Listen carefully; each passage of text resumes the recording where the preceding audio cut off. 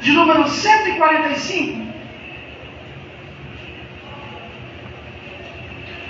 Salmo de número 145.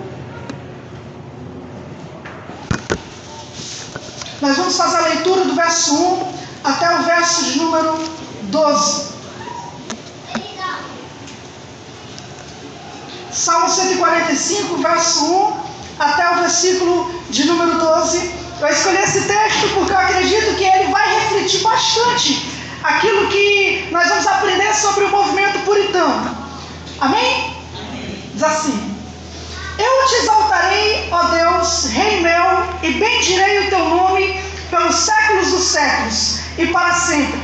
Cada dia te bendirei e louvarei o teu nome pelos séculos dos séculos e para sempre. Grande é o Senhor e muito digno de louvor, e a sua grandeza é insondável. Uma geração louvará as tuas obras a outra geração, e anunciarão as tuas proezas. Falarei da magnificência gloriosa da tua majestade e das tuas obras maravilhosas. E se falará da força dos teus feitos terríveis, e contarei a tua grandeza. Proferirão abundantemente a memória da tua grande bondade, e cantarão a tua justiça. Misericordioso e compassivo é o Senhor, tardio em irar-se e de grande misericórdia. O Senhor é bom para todos, e as suas misericórdias são sobre todas as tuas obras.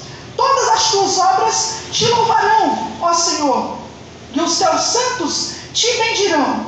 Falarão da glória do teu reino e relatarão o teu poder, para fazer a saber aos filhos dos homens as tuas proezas e a glória da magnificência do teu reino. Amém? Vamos orar mais uma vez. Soberano Deus, nós te louvamos, Senhor Deus, nós agradecemos o teu nome, Pai, pela tua graça, pela tua misericórdia, Senhor Deus, por tudo que o Senhor tem feito em nossas vidas, Senhor. Pai, nós te louvamos, Senhor Deus, pela tua providência, porque é o Senhor, Pai, quem dirige e guia a tua igreja, Pai. É o Senhor quem nos ensina, quem nos fortalece, é o Senhor que levanta homens para instruir o teu povo, Pai. É o Senhor, pelo teu Espírito, Pai, que leva a tua palavra ao nosso coração. É o Senhor que nos fortalece, Senhor Deus, nos dá vida para que possamos viver para a tua glória. Pai, nessa noite nós queremos pedir a tua bênção, Senhor, sobre esse primeiro dia da nossa conferência, com o objetivo, Pai, de dar toda a glória a ti, Senhor Deus, todo louvor ao teu santo nome, para entendermos, Senhor Deus, a grandeza das tuas obras, para entendermos, Pai, como o Senhor tem dirigido a história para o teu louvor e para te engrandecer, Pai, para a glória do teu reino. Senhor Deus, nos ajuda, Senhor Deus, nos auxilia essa noite, é o que eu te peço, em nome de Jesus. Amém. Meus irmãos, essa noite a nossa oportunidade vai ser falar dos puritanos de uma forma mais histórica, apresentar o que eles fizeram, quem eles foram. E é importante nós entendermos isso, porque geralmente quando nós falamos sobre puritanismo, quando ouve-se pessoas falando sobre a história dos puritanos, a sensação que se dá é que é simplesmente algo intelectual, separado da vida da igreja, separado da história da igreja como um todo. E isso é uma visão completamente errada de se abordar a história. Quando nós falamos sobre história, principalmente a história da igreja, nós temos que entender que, biblicamente falando, tudo o que acontece no mundo, através das eras, é de uma forma guiada pela soberana mão de Deus. Deus é quem guia e quem governa a história. O nosso Deus, Ele é um Deus que ama a história, porque é Ele quem direciona a história. Toda a Bíblia, desde o Velho Testamento até o Novo Testamento, o objetivo de Deus não é dar para nós apenas mandamentos. Ele não fez um livro só de preceitos. Ele não fez um livro apenas de instruções para a igreja. Deus, Ele envolveu tanto o Velho Testamento quanto o Novo Testamento, contando narrativas para nós, contando história de como Ele se relaciona com o seu povo, de como Ele direciona e guia o seu povo. No Novo Testamento, nós encontramos que quando o Senhor Jesus, Ele encarna o Deus Filho e anda no nosso meio, a Bíblia, pela sua misericórdia, Deus, Ele inspira 4 narrativas para falar sobre Jesus. E Ele inspira mais uma narrativa para falar sobre a história da igreja. A Bíblia não é simplesmente um livro de doutrina, ela história. Por quê? Porque a história glorifica a Deus. A história exalta a Deus. Porque é Deus quem guia soberanamente a história. O meu objetivo essa noite aqui, quando nós falarmos sobre os puritanos, é dois somente. O primeiro objetivo é mostrar como Deus soberanamente levantou os puritanos, levantou o movimento puritano na história da igreja, e como que ele foi glorificado e exaltado pela maneira como ele quis agir. E em segundo lugar, nós vamos ver isso, como Deus armou o palco para o puritanismo e como que Deus ele traçou a história desses homens. Esses são os nossos dois objetivos principais aqui nessa noite. O entendimento então aqui é nós tentarmos perceber que Deus está por trás de cada momento da história, ainda mais quando se diz que é a história da igreja. Amém? Então, em primeiro lugar, quando nós vamos falar sobre o movimento puritano, esse salmo que nós acabamos de ler, o salmo de número 145, ele é um resumo extraordinário, maravilhoso, devocional, e que representa bem a visão que os puritanos tinham quando eles viveram na sua época. Esse salmo ele está entrelaçado numa exaltação a Deus pela sua glória, pela sua majestade, pelo seu reino, mas ao mesmo tempo o salmista, enquanto ele glorifica e exalta a Deus, o desejo do salmista é passar adiante o bastão da adoração, é passar para a próxima geração esse mesmo zelo, esse mesmo fervor. Nós podemos ver, por exemplo, o verso de número 4, e diz o seguinte: uma geração louvará as tuas obras a outra geração, e anunciarão as tuas proezas. Verso de número 11: falarão da glória do teu reino e relatarão o teu poder, para fazer saber aos filhos dos homens as tuas proezas e a glória da magnificência do teu reino. O desejo do salmista, na medida que ele conhece a Deus, na medida que ele sabe quem Deus é e se depara com a sua majestade, com a sua beleza, o desejo do salmista é expresso de que a vontade dele é que a próxima geração também conheça a glória de Deus. O desejo dele é que as gerações futuras também possam saber quem é o Senhor, também possam ouvir falar do poder do seu reino. É interessante, principalmente o versículo de número 12, quando ele fala para fazer saber aos filhos dos homens. Esses filhos dos homens não necessariamente eram pessoas que faziam parte da aliança com Deus. Não é simplesmente os filhos dos israelitas, não é simplesmente os filhos da herança de Jacó, é simplesmente os filhos dos homens, toda a humanidade, todos os povos. Esse salmo, ele reflete muito de outros salmos, quando o desejo do salmista é que todos os povos conheçam a majestade de Deus, é que todas as nações saibam quem Ele é. Esse é o desejo do salmista.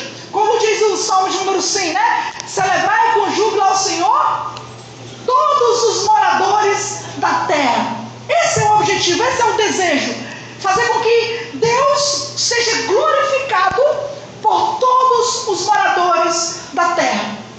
Nós vamos ver isso melhor quando nós entrarmos nos detalhes do movimento puritano. Mas quando nós falamos quem esses homens foram, como eles surgiram, aquilo que marcou a vida dos puritanos, essas duas realidades são essenciais para o movimento. São essenciais. Não existe puritanismo sem essa devoção a Deus por quem Ele é e sem esse desejo de que a próxima geração conheça quem Ele é, saiba sobre o seu poder. Os puritanos, eles costumavam entender que o cristão, ele é feito de duas coisas. Todo verdadeiro cristão, ele é feito de duas propriedades. Primeiro, pelo seu entendimento, pela forma como ele pensa. Eles acreditavam que para ser cristão, a primeira coisa que Deus faz é fazer com que a sua palavra, a sua graça trabalhe na mente do homem, convença o homem, dê entendimento ao homem, dê compreensão ao homem, para que o homem conheça a sua palavra. Então, uma primeira marca do movimento puritano, quanto ao salmo, quanto àquilo que o salmista expressa, é que a graça de Deus, ela primeiro precisa se alojar no entendimento do homem. Deus nos fez racionais. Deus nos fez pessoas que pensam.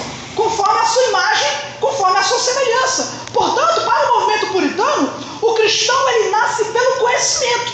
E conhecereis a verdade, e a verdade vos libertará. Enquanto isso, o pecado, o mundo, ele está em desastre, ele está num engano profundo por causa que não tem esse conhecimento de Deus. A Bíblia fala sobre os ímpios como pessoas que estão errantes, como ignorantes, como sendo cegos, como pessoas que tropeçam nas trevas, que não conhecem a Deus, como o pecado enganando os homens e o mundo sendo cegado pelo próprio diabo. A Bíblia narra a humanidade, os ímpios, dessa forma. Portanto, se os ímpios são marcados pela essa ignorância, se os ímpios são marcados por essa falta de conhecimento, então a primeira marca de um cristão é a verdade. A verdade que se aloja no entendimento do homem, no conhecimento do homem. E para isso, o cristão, ele precisa entender que para ele ter mais de Deus, para ele crescer mais em comunhão com Deus, ele precisa ter conhecimento da palavra de Deus. Ele precisa saber o que as Escrituras ensinam. Ele precisa prestar atenção no que Deus fala por meio da sua palavra. Essa, sem dúvida, é uma das principais marcas do puritanismo. A igreja precisa ser inteligente, conhecer, saber quais são as verdades que Deus ensina na sua palavra.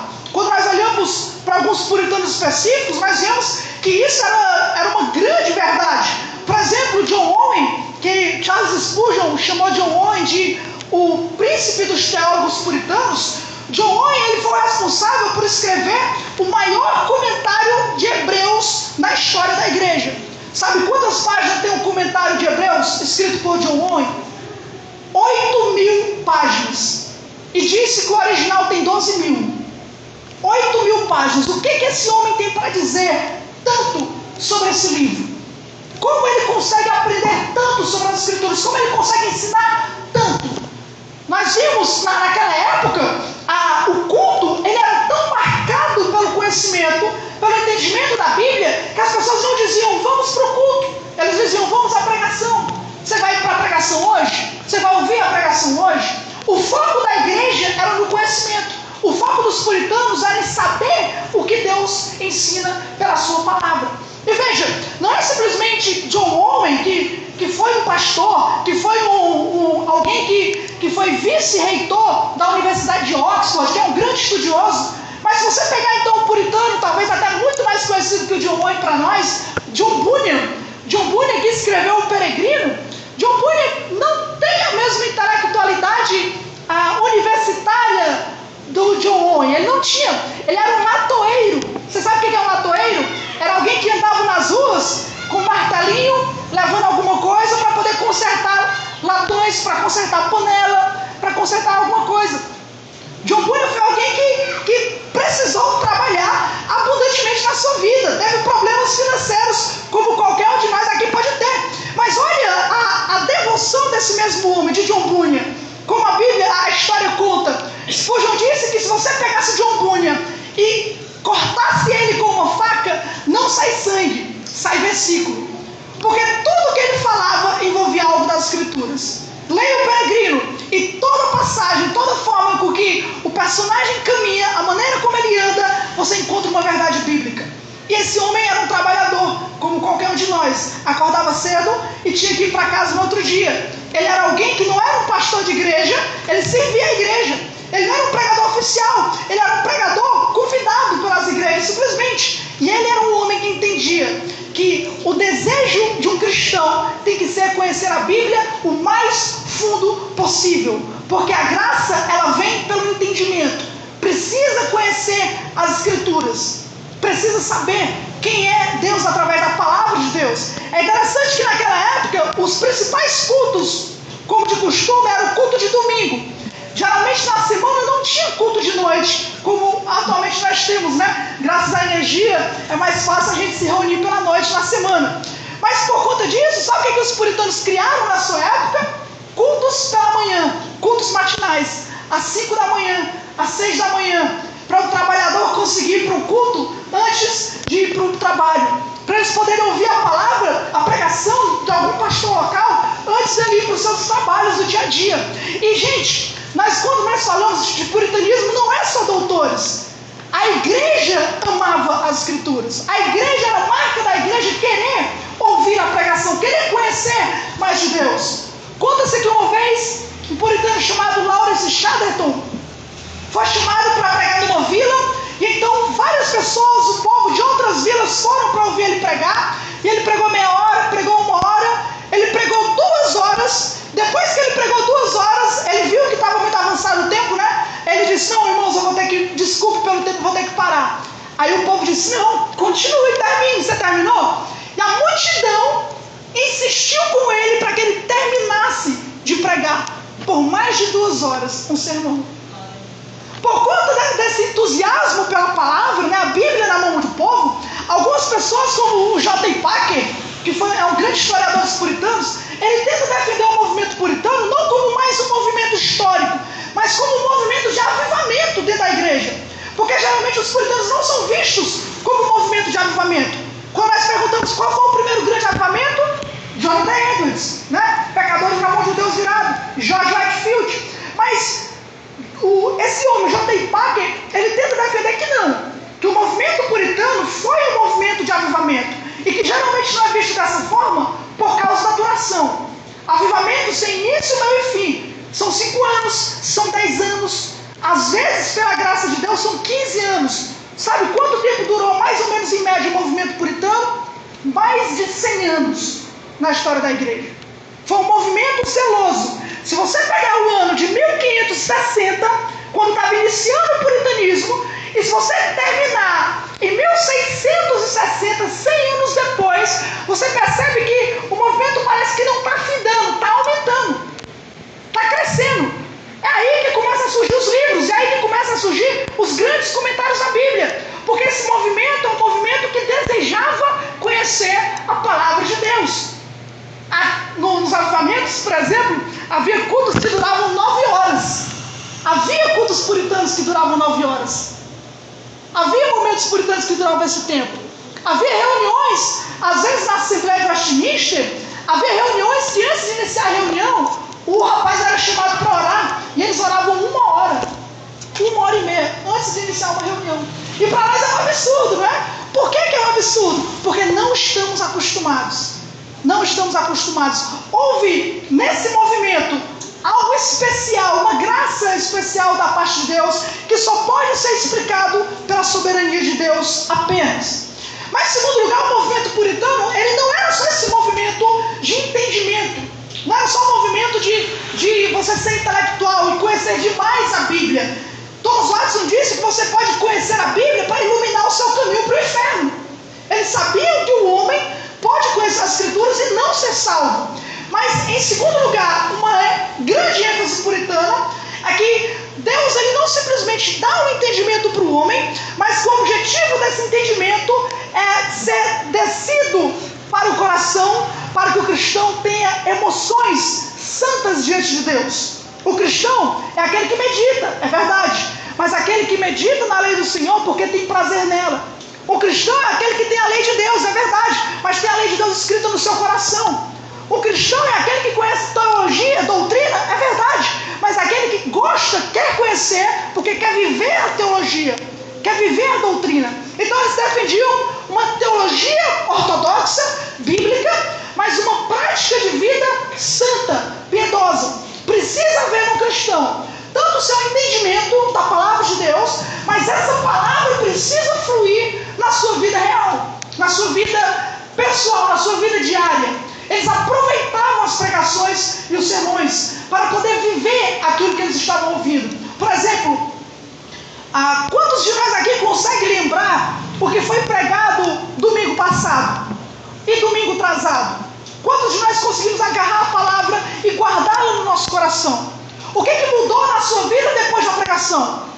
Você conseguiu orar mais? Você conseguiu se fortalecer? Você conseguiu ser mais consolado? Você conseguiu ter mais argumentos contra o pecado? O que a pregação causou na sua vida? Qual foi a mudança dela? Porque ela foi bíblica. Eu estava aqui, mesmo se eu não tivesse Jardel, sem dúvida nenhuma, eu ia pregar heresia, né? Ele pregou a Bíblia. E aí, o que nós fizemos com isso? Entendeu? É essas realidades que precisam ter prioridades em nossa vida pessoal. Não basta ter pregações bíblicas. O que nós vamos fazer com elas? Os puritanos tinham o costume, por exemplo, de, depois da pregação, depois do sermão, os jovens tinham o costume de conversar do lado de fora da igreja sobre a pregação. Os católicos tinham raiva. Havia anglicanos também que tinham raiva dos puritanos, porque os jovens queriam falar de teologia depois da pregação. E para eles, um jovem não tinha entendimento da palavra de Deus. Ou então, eles tinham outro costume, por exemplo, o Richard Baxter, na quinta-feira à noite, ele abria a sua casa para a igreja comparecer, quem quisesse, para fazer perguntas sobre o sermão de domingo. Se eles entenderam, tirar dúvida, aumentar o sermão. Os pais de família tinham o costume de anotar a pregação para na semana fazer culto doméstico usando a pregação do pastor de domingo. Veja, eles tentavam pensar em meios e em formas para quê? Para guardar a palavra no coração. Tinha Bíblia, tinha palavra, tinha vida. Eles entendiam que aquilo foi dado para que eles resolvessem viver melhor para a glória de Deus. Essa era a visão. E o mais maravilhoso é que, como nós lemos aqui no Salmo, o objetivo puritano era que essa visão da glória de Deus fosse passada para outra geração, fosse colocada para a geração futura, né? Esse era o alvo deles, o objetivo deles. E eles podiam fazer isso geralmente de 3 formas. Como é que a visão da glória de Deus deve ser passada para a igreja futura, para a próxima geração? 3 formas. Primeiro, pela pregação da palavra. A pregação contínua da palavra que vai fazer com que a igreja mantenha-se firme na palavra. E a próxima geração já vai nascer sabendo aquilo que está sendo pregado, guardando a pregação no seu coração. Então havia uma ênfase na pregação. Em segundo lugar, culto doméstico. A próxima geração é principalmente os nossos filhos, né? Os filhos dos irmãos. O meu filho é para ser a próxima geração da igreja. A Bíblia chama o filho dos crentes de semente santa, né? São eles que devem aprender aquilo que está sendo ensinado, para que eles possam continuar depois de nós, né? Para que eles possam levar avante a igreja de Deus. Então, havia uma ênfase muito forte dentro da casa, dentro da família, culto doméstico, oração, ensino, catequese. Isso os irmãos vão aprender depois melhor. Em terceiro lugar, a terceira forma deles passar para a próxima geração é através de livros, através de escreverem livros. E aqui onde nós vamos parar para pensar um pouco sobre os puritanos, tá? A escrita de livros no movimento puritano foi um marco essencial. Por quê? Porque pela providência de Deus, a imprensa tinha sido acabada de ser inventada. Até então, os livros eram tudo feito em mãos, era manuscrito. Mas depois que o homem criou a imprensa, isso foi quase antes do movimento puritano. Então os puritanos se sentiram mais livres para escrever, para publicar os seus livros o máximo possível, de acordo com a necessidade que eles viam. Diz que houve um puritano, eu não me lembro o nome dele agora, não sei se foi o Thomas Menton, mas esse puritano ele conseguiu ler todos os livros do mundo que tinha sido publicado. Ele pegou todos os primeiros livros que foi publicado, desde a Bíblia, e ele conseguiu ler todos. Então, por causa da imprensa, os puritanos entendiam que uma das maneiras de fortalecer o seu povo era através de escrever livros para o seu povo. A teologia deles era interessante, por quê? Porque o objetivo dos puritanos não era meramente acadêmico. Eles escreviam para a igreja, eles escreviam para ajudar a sua congregação local. Por exemplo, um dos livros mais famosos que os irmãos até podem me perguntar depois, se chama A Prática da Piedade, escrito pelo puritano Lewis Bailey. Esse livro do Lewis Bailey, ele foi uma série de sermões que ele pregou na sua igreja local, ensinando a igreja a como meditar na palavra de Deus, a como acordar bem de manhã, a como lutar contra o pecado durante o dia, a como almoçar, a como comer, a como dormir, sobre jejum, sobre Santa Ceia, enfim. É um livro que ele escreveu para ajudar o cristão em tudo. Tem até capítulos destinados a cristãos que estão doentes e capítulos destinados a cristãos que estão perto de enfrentar a morte por serem martirizados. E esse homem escreveu esse livro por quê? Porque depois que ele pregou na igreja, o povo da igreja queria um material mais denso, mais prático, né? Ali para poder eles ter sempre consigo. Então ele escreveu o livro. Ficou durante um tempo, foi o terceiro livro mais vendido do mundo. O primeiro livro mais vendido do mundo foi a Bíblia. O segundo, O Peregrino, do John Bunyan. E o terceiro foi esse livro do Lewis leprosos bem e a prática da piedade. Os puritanos, eles tinham esse costume de escrever porque eles queriam ajudar a igreja tanto na era presente como na era futura. Esse era o seu alvo, tá? Vamos abrir nossas Bíblias em Efésios capítulo 4. Efésios capítulo número 4. Vamos ler o versículo de número 11.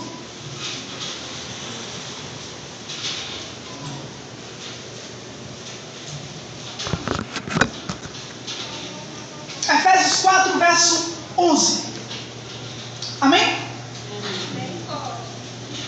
Escola bíblica, né? Efésios 4, nós vamos ler do verso 11 até o verso de número 16. Diz assim: e ele mesmo, que é Cristo, deu uns para apóstolos, outros para profetas, e outros para evangelistas, e outros para pastores e doutores, querendo o aperfeiçoamento dos santos para a obra do ministério, para a edificação do corpo de Cristo, até que todos cheguemos à unidade da fé e ao conhecimento do Filho de Deus, a varão perfeito, à medida da estatura completa de Cristo, para que não sejamos mais meninos inconstantes, levados em roda por todo vento de doutrina, pelo engano dos homens que, com astúcia, enganam fraudulosamente. Antes, seguindo a verdade em amor, cresçamos em tudo naquele que é o cabeça, Cristo, do qual todo o corpo, bem ajustado e ligado pelo auxílio de todas as juntas, segundo a justa operação de cada parte, faz o aumento do corpo para a sua edificação em amor. A concepção puritana sobre a história da igreja é muito fundamentado nesse versículo de número 11 e verso de número 12. Quando o apóstolo Paulo diz que Cristo, quando ele ressurgiu dos mortos, por tudo aquilo que ele fez diante do Pai, é Cristo quem dá para a sua igreja apóstolos, profetas, mestres, pastores e doutores. Cristo é aquele que, pessoalmente, na sua divina pessoa, é quem levanta os homens para estar guiando a sua igreja. Jeremias capítulo 3, verso 15, Deus já havia falado: e dar-vos-ei pastores segundo o meu coração, os quais vos apacentarão com conhecimento e com inteligência. Ou seja, a ideia é que onde houver uma igreja bíblica com um pastor bíblico, aquele pastor foi levantado por Deus. E aquele pastor está ali, levantado por Deus, para edificar a igreja de Cristo. Da mesma forma, não apenas aquele pastor local, mas em toda a história da igreja, aqueles homens que Deus dotou mais com a sua graça e que Deus quis levantar pela sua soberania, são homens que Ele quis levantar para a edificação do corpo da sua igreja, para fortalecer a vida da sua própria congregação. Você lê em Tiago, por exemplo, Tiago citando Elias, para que a gente tenha a mesma fé de Elias. Ora, Elias havia vivido uns 300, 400 anos antes de Tiago, né? 300, 400 anos atrás, e Tiago está lá, recomendando com que nós pegássemos o exemplo de Elias para nós. Da mesma forma, não importa o tempo, não é simplesmente os irmãos locais, não é simplesmente a igreja local, mas na medida em que a história avança e que Deus ele levanta alguns homens, porque Ele quer esses homens sendo capacitados por Deus com graça para guiar a sua igreja, para ensinar a sua igreja, esses homens precisam ser recebidos pela igreja para aperfeiçoamento dela, para fortalecimento da sua fé. O que eu estou querendo dizer com isso, irmãos? Eu estou querendo dizer com isso que se esse movimento que nós estamos falando, esse movimento puritano, é tudo isso mesmo que as pessoas contam, se os escritos deles realmente é valioso, como os homens estão dizendo, como a igreja está dizendo, então se nós queremos ter um benefício espiritual, não seríamos tolos a ponto de desprezar os homens a quem Deus levantou, né? Obviamente não é um mandamento bíblico, né? Você lê os puritanos, não é. Mas se existe um caminho mais fácil, um caminho melhor, que me ensine, que me fortaleça, que me ajude, e se aquele caminho foi descoberto por outro irmão, então que o Senhor me dê graça para que eu pegue aquele caminho, para que eu cresça cada vez mais a semelhança de Cristo. O meu desejo é ser como Cristo, o meu alvo é ser como Cristo, mas o apóstolo Paulo é mais Então vou primeiro olhar para o apóstolo Paulo, e na medida em que ele se parece com Cristo, eu quero ser também como Cristo.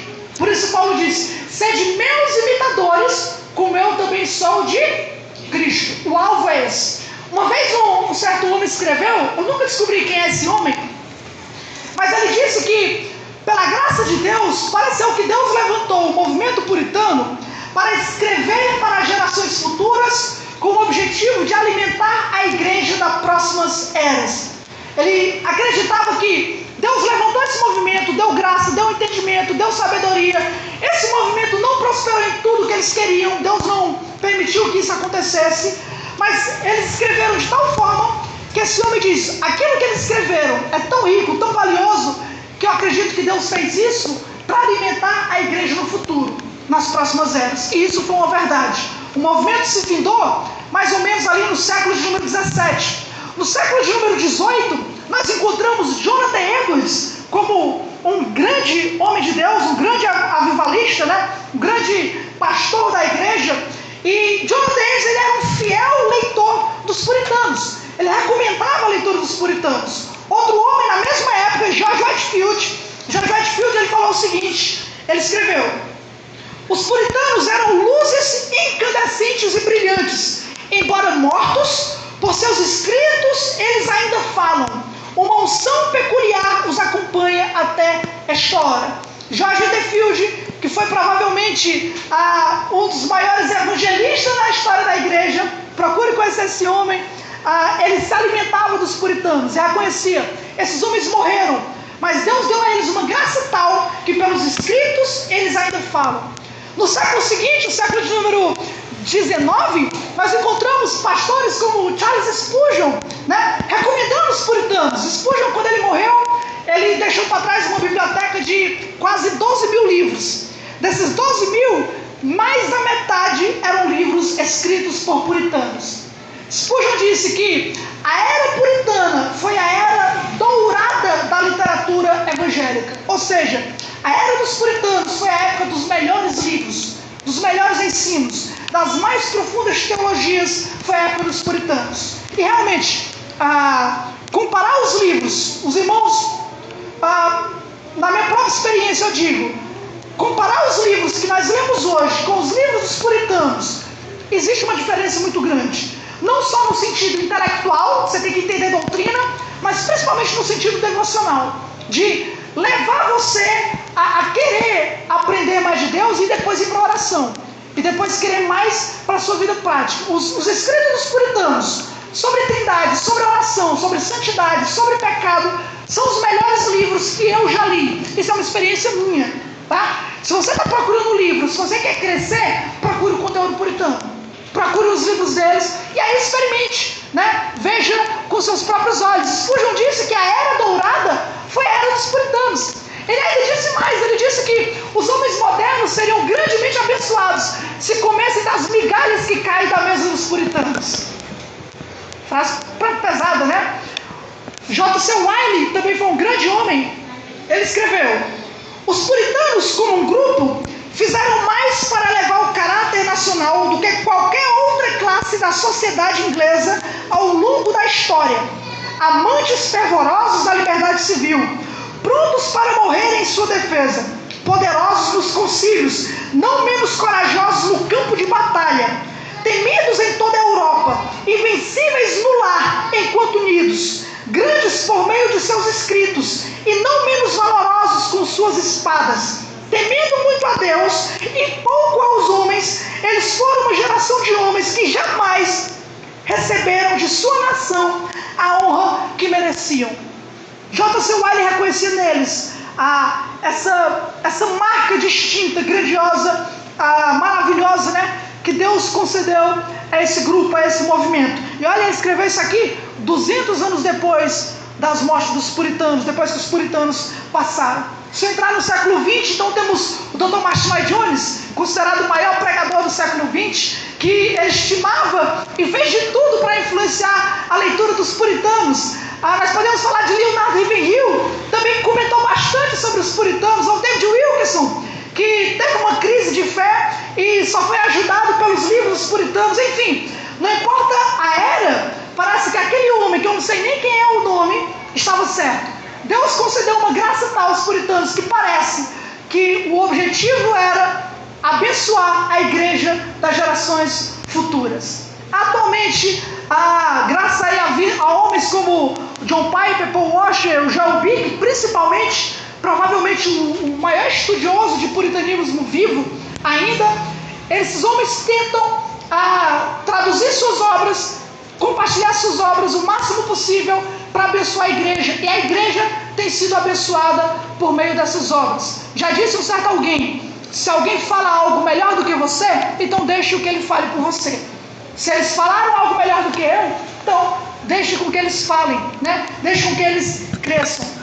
Pelo que eu tenho falado até agora, tudo que eu tenho dito até agora, o objetivo principal é mostrar que a história da igreja tem reconhecido o movimento puritano como um movimento levantado por Deus, como cumprimento da palavra de Deus, quando ele diz que daria pastores à sua igreja. Então, o objetivo não é exaltar os puritanos em detrimento de Deus, ao contrário, é glorificar a Deus pelo que ele fez através do movimento puritano. Então, depois de ter dito tudo isso, partindo praticamente para a conclusão, como eu disse, nós vamos falar um pouco de história, mas o meu alvo não é ser repetitivo, não é simplesmente dizer esses homens nasceram, cresceram e morreram, porque isso não é a grande utilidade do movimento. O desejo aqui é mostrar aqui, reconhecer aquilo que Deus fez na vida deles e como Deus fez na vida deles, tá? Então, em segundo lugar, para a gente ir para a conclusão, como é que Deus armou o palco para o puritanismo? Quem foram os puritanos depois de ter dito tudo isso, né? Quem é esse movimento? O que eles fizeram, né? Além de escrever e além de pregar? Qual é o alvo dos puritanos? Se eu fosse definir puritanismo, geralmente eu sempre faço distinção entre duas ideias, tá? Para a gente não confundir. Toda vez que eu defino puritanismo, eu divido em duas coisas. Primeiro, existe o movimento puritano e existe os puritanos, quem eles eram, tá? O movimento puritano, ele é uno, ele tem um alvo, ele é específico, eles tinham um objetivo em tudo isso que eu falei. Agora, os puritanos em si, quem eles eram como parte do movimento, eles eram diferentes, eles não eram iguais.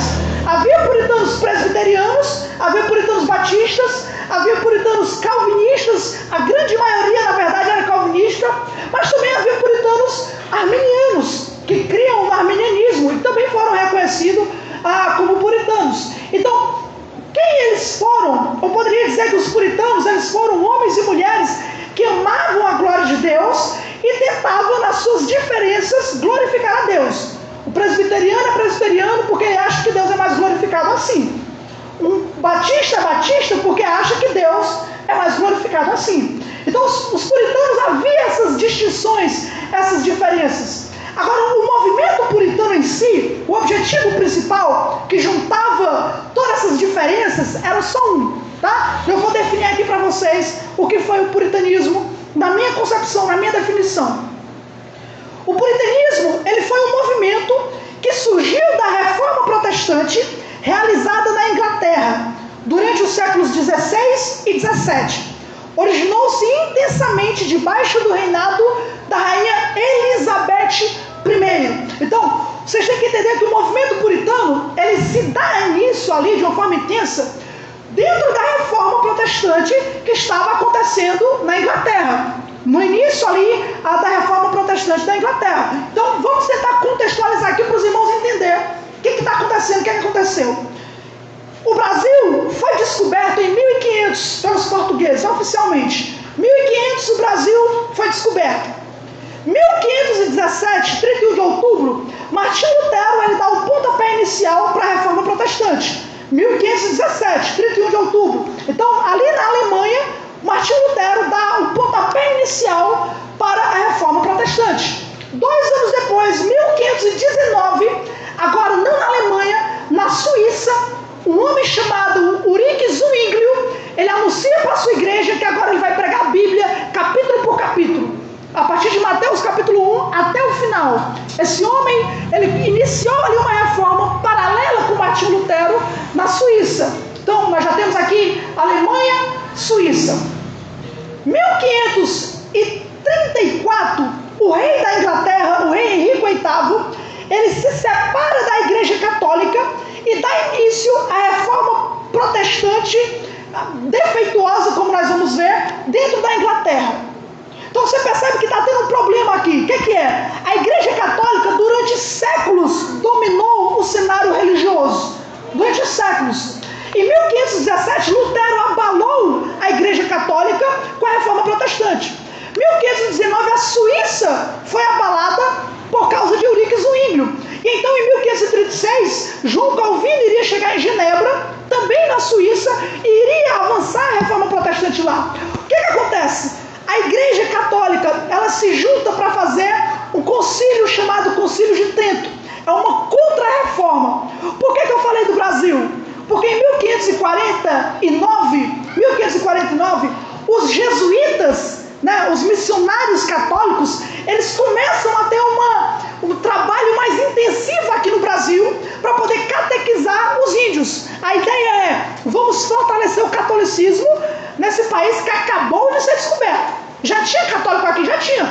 Assim que os portugueses chegaram em 1500, eles realizaram a primeira missa. Já tinha. Mas em 1549 houve uma intensidade maior. Eles queriam balançar. Peraí, os protestantes não podem avançar. Então eles intensificaram a reforma católica, né? A contra-reforma. 1549.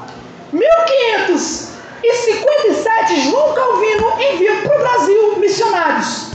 Então João Calvino ele envia protestantes para o Brasil para fazer missões no Brasil. A maioria dos que eles enviou, na verdade todos que João Calvino enviou, eu acho que talvez tenha escapado um, foram mortos. Ou pelos índios canibais, foram expulsos da sociedade católica, caíram nas tribos indígenas que eram canibais e mataram. E teve um deles que foi condenado pelo catolicismo, tá? E na hora que ele era para ele ser martirizado, para ele ser morto, o rapaz, como é que se dá o nome do rapaz que mata? Alguém sabe aí? Alguém lembra? O Carrasco, o Algoz. Na hora que o Algoz ia matar ele, desistiu. Aí o padre José de Anchieta, conhece José de Anchieta, famoso? Pegou ele pelo pescoço com as próprias mãos e matou ele com as próprias mãos. José de Anchieta. Então, havia uma intensificação aqui. 1557, isso aconteceu. 1559, John Knox chega na Escócia, dá início ao presbiterianismo, e em um ano, 1559, 1560, em um só ano, a Escócia declara a religião oficial como protestante. Em um só ano. A Escócia, que era católica, se transforma em protestante. O que eu estou querendo dizer aqui? O palco que estava acontecendo naquela época era reforma ou contra-reforma. Era o avanço da Igreja Católica ou o avanço do protestantismo. Nesse cenário todo, com a Escócia sendo reformada, a Suíça sendo reformada, a Martinho Lutero lá na Alemanha avançando a reforma, na Inglaterra se deu de uma forma diferente. A Inglaterra houve uma diferença entre o catolicismo e o protestantismo. O que aconteceu? O rei da Inglaterra, que era o rei Henrique VIII, ele estava casada com uma mulher, a Catarina de Aragão, que era mulher do seu irmão que havia sido falecido. A mulher do seu irmão morreu, e então a família, por causa da política, né, obrigou o Henrique VIII a casar com a mulher do seu irmão que havia sido morto. E então, essa mulher, a Catarina de Aragão, ela não dava filhos homens para o rei Henrique VIII, e então ele resolveu se divorciar da mulher. Ele, não preciso divorciar dela para que eu possa ter um descendente, né, um homem para reinar no meu lugar quando eu morrer. Então ele foi para a Igreja Católica, na época a Igreja Católica quem dominava tudo, e o Papa não aceitou. O Papa não quis, não achou correto que o rei Henrique VIII se separasse de Catarina de Aragão. Não era o certo. E aí o que o rei fez? Então foi o seguinte, 1534 ele assina o ato de supremacia, onde ele separava a Igreja Católica da Inglaterra. E o Papa não era mais o cabeça da igreja. Agora o cabeça da igreja era quem? Era o rei. Era o rei Henrique VIII. Ele era o cabeça da igreja. Aí é que nasce a igreja anglicana, que em latim significa a igreja inglesa, a igreja dos ingleses, né? Então o rei Henrique VIII ele se separa da igreja católica para poder separar da sua mulher, para poder casar de novo, para poder ter um herdeiro homem. Nessa confusão de casamento, o que acontece? Já que a igreja católica que não estava mais dominando a Inglaterra, os protestantes que já estavam ouvindo as notícias, as ideias da igreja, né, da igreja reformada, aproveitaram a oportunidade. Essa é a chance. Essa é a chance de nós trazermos a teologia reformada para dentro da Inglaterra. E a mulher do rei Henrique VIII, Ana Bolena, disse, essa mulher com quem ele casou, né, se separou de Catarina de Aragão para casar com ela, disse que ela era protestante. E ela facilitou a entrada de pessoas protestantes no reino de Henrique VIII. O rei Henrique VIII, até então, ele abandonou a igreja católica, mas ele não abandonou o costume católico. O culto não era culto, o culto era missa. Ele ainda aceitava os dogmas da igreja católica. Ele simplesmente queria se separar, era só isso. Então o problema estava aqui. Enquanto na Alemanha o objetivo de reforma era claro, vamos fazer isso. John Knox na Escócia também, Calvino em Genebra também, na Inglaterra tinha um problema. O cabeça da igreja, que era o rei, ele queria uma igreja separada da igreja católica, mas não reformada como os protestantes. Aqui está o desafio. O que acontece? O rei morre, sobe no seu trono, seu filho Eduardo VI, que é protestante, ele avança a reforma protestante, mas ele também morre muito novo. Com 6 anos de reinado, ele morre. Quando ele falece, sobe ao trono da igreja inglesa Maria Tudor, que ficou conhecida como a Maria Sanguinária. Sabe quem é essa mulher que subiu ao trono? Era filha de Catarina de Aragão, a mulher católica, a primeira mulher de Henrique VIII. Quando essa Maria sobe ao trono, ela desmancha toda a reforma protestante que estava acontecendo. Ela muda a sua força, com sua força bruta, né, com seu poder de rainha, ela manda matar e morre mais de 300 homens, pastores são presos, são mortos, e nessa confusão toda que ela arma para acabar com a igreja protestante na Inglaterra, os cristãos protestantes começam a sair da Inglaterra e fugir. Alguns fogem para João Calvino, alguns fogem para a França, alguns fogem para lugares onde a reforma estava caminhando. Por quê? Porque na Inglaterra, a mulher que estava lá, a rainha, que foi apelidada de Blood Mary, a rainha sanguinária, ela estava matando os protestantes. Graças a Deus, o seu reinado não durou muito, né? 5 anos só de reinado, ela morre em 1558. E aí sobe ao trono agora a irmã dela, que é a famosa e conhecida Rainha Elizabeth I. Nessa Elizabeth que está aí não, viu, irmãos? A Elizabeth que está aí nasceu em 1700, não foi em 1500 não. Essa Rainha Elizabeth que sobe, ela era protestante, só que ela era muito inteligente. Ela pega um país que, por um lado, os católicos estão fervendo, porque a Maria Sanguinária morreu, e do outro lado, os protestantes estão fervendo, porque eles querem reformar a igreja agora de uma vez por todas. Por quê? Porque o catolicismo matou literalmente centenas de pessoas. Eles querem uma igreja reformada. Sabe o que ela faz? Para agradar tanto gregos como troianos, ela fala, então vamos fazer o seguinte, a doutrina é reformada, prega a justificação pela fé, a doutrina é reformada, mas a liturgia é católica. Então, o seu Zé da padaria, que não consegue ler a Bíblia, ele vai para o culto, né, para a missa, ele vai ouvir alguma pregação sobre a justificação pela fé, mas quando ele chega lá, quem é que vai estar lá? Um cara parecido um católico, com as roupas de católico, com a veste de católico, fazendo uma missa em latim, né, mantendo os mesmos costumes católicos, não mudou nada da vida do seu Zé. E enquanto os intelectuais, tudo bem com eles, porque agora os intelectuais podem ler a Bíblia, podem estudar, podem pregar, não tem problema. A Elizabeth, ela tenta agradar os dois lados. É aí que o movimento puritano surge. Quando eles não querem simplesmente pregar a doutrina reformada. Eles querem mudar a igreja por completo. Eles querem pureza na igreja por completo. Ou seja, adianta pregar a justificação pela fé? É importante, adianta. Amém por isso. Mas não basta só isso. Tem que tirar de dentro da igreja todos os resquícios do catolicismo. Tem que acabar com aquilo que ficou do catolicismo. E, gente, eram coisas que para nós poderia ser absurda. Quer um exemplo? Era costume da igreja católica, na hora de pegar ali a hóstia, né, o corpo de Cristo, eles se ajoelharem, né, eles tomavam a hóstia dessa forma, de joelhos. Os puritanos eram contra. A Santa Ceia não podia ser tomada de joelhos. Os irmãos assembleianos, que é isso, rapaz? né? Não pode tomar Santa Ceia de joelhos, os puritanos não concordavam. Por quê? Porque quando o seu Zé da padaria se dobrava para receber a hóstia, ele se dobrava porque aprendeu que ali não é só um pão, é o corpo material de Cristo, transubstanciado, que merece adoração. Então ele se dobra de joelho em adoração ao pão, porque o pão é o corpo de Cristo. Os puritanos têm que tirar isso aí, não pode. Os puritanos eram contra, inclusive, sabe o quê? Aliança de casamento. Eles não concordavam com as alianças de casamento, é por isso que eu não uso a minha. Tá? Porque, não, irmão, não é por isso não. Aqui eu engordei uns quilos e aí eu peguei alergia, é complicado, né? Mas os puritanos eram contra, por quê? Porque eles viam nisso uma cerimônia católica. Então, eles não queriam uma meia reforma, eles queriam uma reforma completa.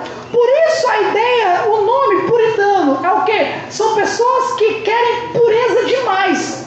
Eles querem ser santarrões demais. Eles não querem só pregar, eles querem meter o bedelho na vida de todo mundo. E, gente, morreu na Inglaterra mais cristãos por defenderem um culto bíblico do que por defender a doutrina da justificação pela fé. A justificação pela fé é o pivô da reforma protestante. Na Inglaterra, o culto era o pivô da reforma protestante. O culto tem que ser bíblico. E eles morriam por isso, literalmente morriam por isso. Eles realmente entregavam sua vida para defender o culto bíblico. Então eles queriam pureza em tudo. No começo era só liturgia, vamos dizer dessa forma, era algo mais a ver com o culto, né? Mas logo não demorou para que eles percebessem que, peraí, o problema não é só os cultos. Olha esse pessoal que está dando o culto. Olha esse pessoal que está guiando o culto. Olha esses ministros anglicanos. Um deles, se eu não me engano, foi o Jasper Baum, o puritano Jasper Baum. Ele fez um questionário para os padres, na época já não eram padres, né? Eram os bispos que estavam guiando as missas naquela época, os cultos, né? Misturavam tudo naquela época. Tinha alguns deles que não sabiam nem quem foi que citou a oração do Pai Nosso. Imagina o cara que não sabe nem quem foi que disse a oração do Pai Nosso, está guiando, está ensinando a igreja. Pessoas que não sabiam nem citar o Pai Nosso todo. Alguns não sabiam nem quais eram os 10 mandamentos. Então, a igreja estava com um problema não só na liturgia, mas os pastores da igreja, os bispos da igreja, não tinham entendimento da palavra de Deus. Eles estavam lá por quê? Por dinheiro. Para ganhar dinheiro, para se sustentar. Então, eles faziam qualquer coisa para tomar a frente do povo. Sabe o que a Rainha Elizabeth fez? Hoje em dia, muitas pessoas falam assim, os puritanos, não importa o que digam deles, eles não foram um movimento evangelístico. Eles não focavam no evangelismo. Eles não focavam em missões. Isso aí é uma mentira que tem sido espalhada, inclusive por homens de conhecimento. E eu falo isso com temor, mas que não é verdade. A Elizabeth, para tirar o catolicismo, ela colocou uma lei que obrigava todo cidadão inglês a ir para a paróquia no domingo. Tanto faz se ele era cristão ou não. Tem que é obrigado a estar no culto. Aí eu pergunto, para que evangelismo se o ímpio já vem sentar aqui, né? Se o ímpio já era obrigado a vir para o culto. Porque a Rainha Elizabeth obrigava ele. Mas não é só isso, né? Claro que os puritanos eles não se contentavam só com isso. Eles de fato faziam missões. Inclusive, as primeiras viagens missionárias para as Américas, para os Estados Unidos, foi feito pelos puritanos. Os puritanos, inclusive, dizem, né? Eles que realmente foi quem fundou os Estados Unidos, quando eles saíram da Inglaterra para poder fazer culto livre lá nas Américas. Então, os puritanos eles tinham um alvo maior. Qual é o alvo maior? Reforma a igreja completa. Mas para isso tinha esses alvos menores. Primeira reforma menor, o púlpito. Eles têm que mudar o púlpito. Não é qualquer pessoa que pode pregar, não é qualquer pregador. A pessoa para pregar, o homem para se levantar e proclamar a palavra de Deus, ele tem que conhecer de Bíblia. E para isso os puritanos usaram as universidades para ser, vamos dizer, o seminário dos pregadores. Os pregadores teriam que, geralmente eles saíam das universidades para poder ir para os púlpitos. Não eram todos, lembre-se, John Bunyan não saiu de uma universidade, né? John Bunyan era um homem normal, um homem comum. Mas de regra, os puritanos enfatizavam isso. O púlpito tem que ter conhecimento bíblico e devoção. Em segundo lugar, eles tinham que reformar a igreja. A igreja tem que ser reformada, tá? Não simplesmente o pregador, mas os membros. Eles não deixavam qualquer pessoa tomar Santa Ceia. Alguns pastores puritanos, eles desciam para dar Santa Ceia para saber quem que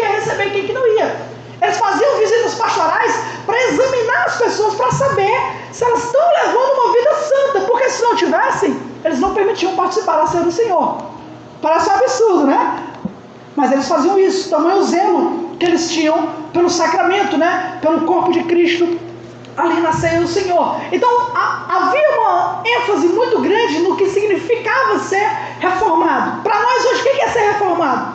Ser reformado é crer no calvinismo. Ser reformado é crer nos 5 pontos. Ser reformado é ter uma boa teologia. Os puritanos não pensavam assim. Para eles, ser reformado era você ter uma vida e uma conduta bíblica. Tá? Tem um livro muito famoso hoje em dia ainda, do pastor puritano Richard Baxter. O nome do livro no original era O Pastor Reformado. E a palavra reformado na capa do livro original era enorme, era grande.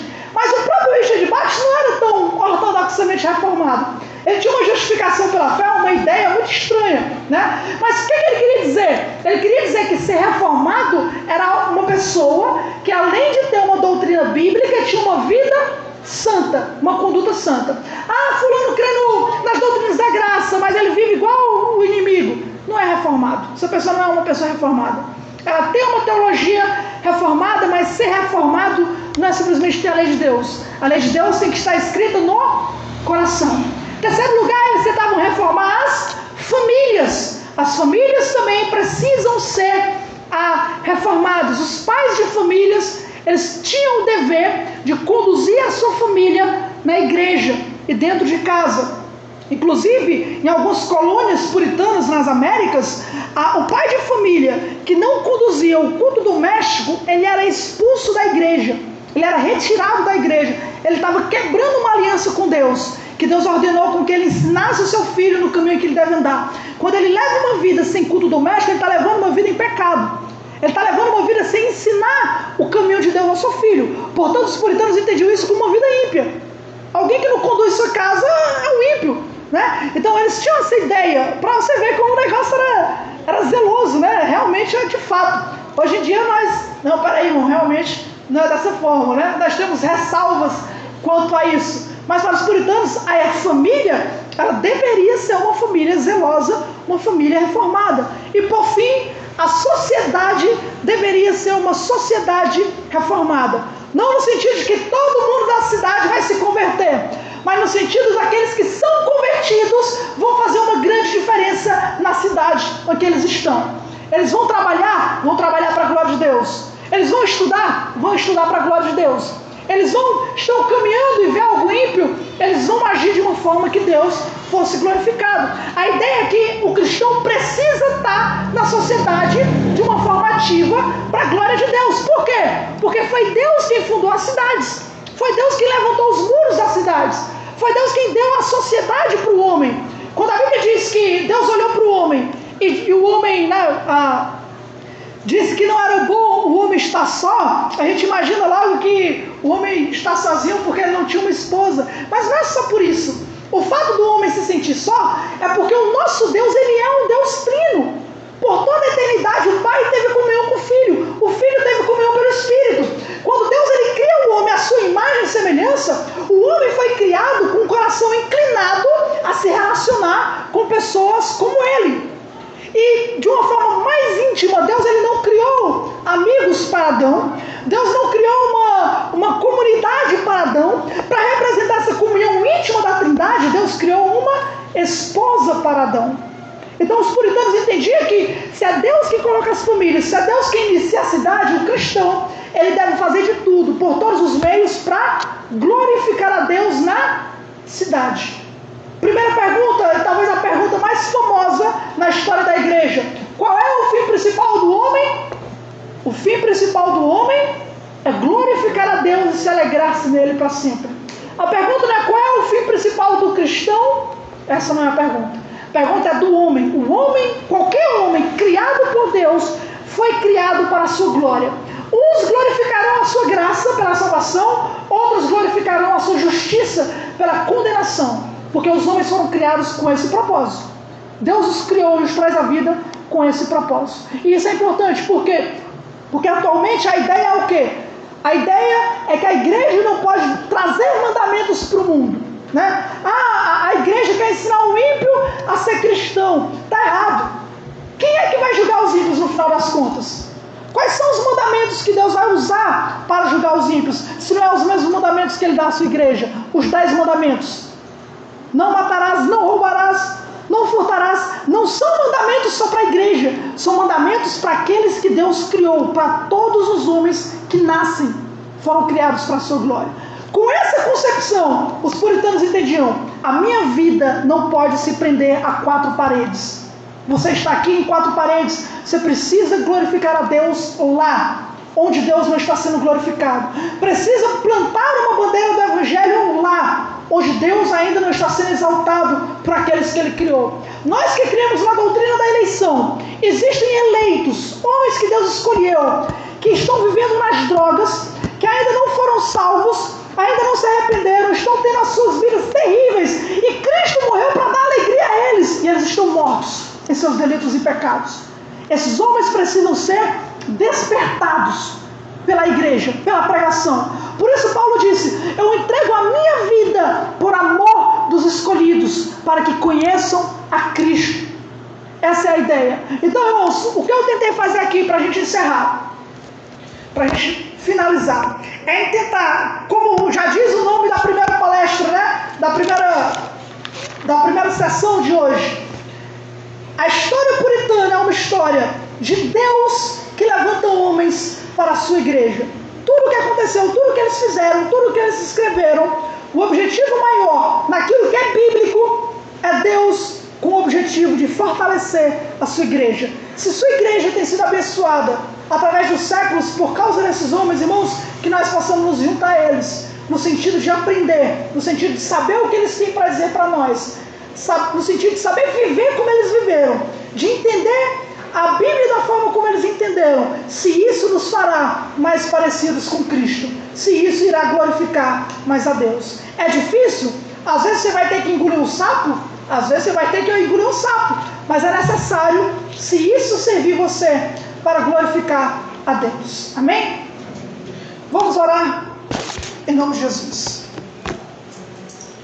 Maravilhoso Deus, nós te louvamos, Senhor Deus, pela tua graça, pela tua misericórdia, Pai. Senhor, muitas coisas foram ditas aqui essa noite, Pai, para a glória do teu nome, Senhor Deus. Nós entendemos a tua soberania, nós entendemos que é o Senhor quem guia a tua igreja, que o Senhor ama a história, porque é o Senhor quem guia a história.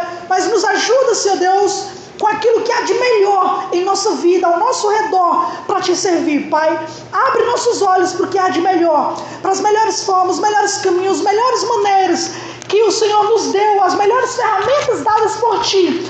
Se isso nos ajudar a te exaltar e a te louvar, Pai, desperte em nós, Senhor Deus, o desejo de voltar, Senhor Deus, a amar a Tua palavra e a viver para a Tua glória, Pai, porque nós sabemos, Senhor Deus, que é o Senhor quem opera a vida na Tua igreja, Pai. Nenhum daqueles homens, Senhor Deus, tiveram uma morte diferente daquela que nós recebemos como sacrifício, Pai. Todos eles, Senhor Deus, foram salvos pelo mesmo sacrifício de Cristo. Receberam uma Bíblia do tamanho da nossa. Deus, o Senhor nos concedeu um Espírito, Pai, que nos concedeu a nós também, Senhor. Nos ajuda a entendermos essas verdades, para termos uma percepção real, para não nos acomodar com uma vida pequena diante de Ti. Pai, que o nosso desejo seja crescer e crescer mais, orar e orar mais, te amar e te amar mais, Senhor. Se isso, Pai, servir para a Tua glória e para o Teu louvor, Pai, coloque em nós um desejo, um anseio, que a eternidade de fato possa ser gravada em nosso coração, Pai.